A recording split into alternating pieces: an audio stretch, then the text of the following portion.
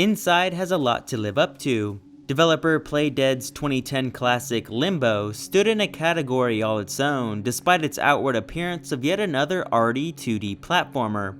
On the outside, Inside looks to retain a lot of what made Limbo so great, from its perspective, to its young protagonist, to its gameplay style. Surprise within a proven area is where Limbo excelled, so does Inside do the same? Let's find out here in this review of Inside.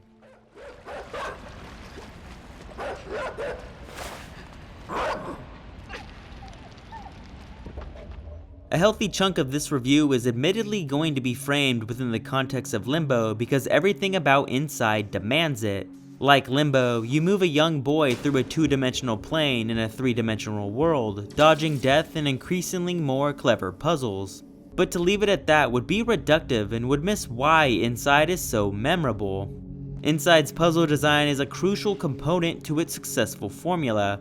It has no text or dialogue or other overt clues that would otherwise give any sort of help. This puts all the mental heavy lifting on the player, and the game's fine-tuned design can support this aid-free approach. Puzzles demand critical thinking and are crafted in ways that ensure that the player has earned the solution. You can't brute force them, nor will you solve one without knowing why.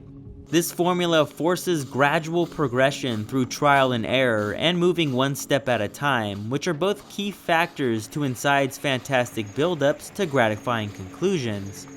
Inside's narrative is as subtle and powerful as the gameplay. Background details and actions paint Inside's narrative over written and spoken words.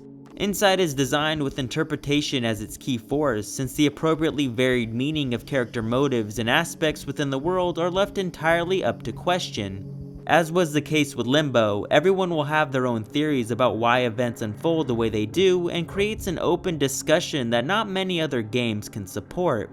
PlayDead does explicitly show some twisted and unforgettable moments, but it's what they don't outright show or tell that makes the surrounding analysis much more interesting than other games. Hollywood-style story arcs dominate the medium, so this self-control and ambiguity set Inside's narrative apart from other typical video game stories.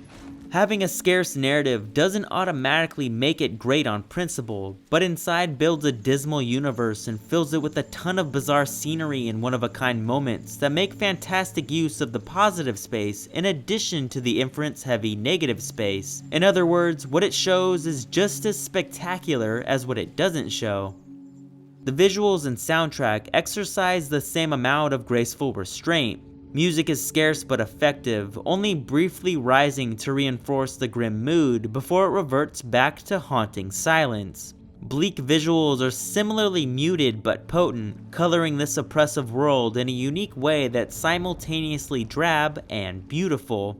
Both aspects thrive on simplicity and know exactly when to hold back, which is consistent with Inside's whole vision and are a part of why the whole vision is so cohesive and incredible. Reviewing Inside the wrong way would be a huge disservice. Telling exactly why Inside is so fantastic would ruin the surprise that's a significant part of this game's allure. Simplicity is one of Inside's core philosophies, and it's coincidentally the best way to describe it without spoilers. Just know that its dark, discreet storytelling and hard yet rewarding puzzles coalesce in the most polished way to form one of the best and most eerie puzzle platformers that stands up to, if not exceeds, the meteoric heights of its peers and predecessors. Inside gets a 9.5 out of 10. As always, thanks for watching and see you next time.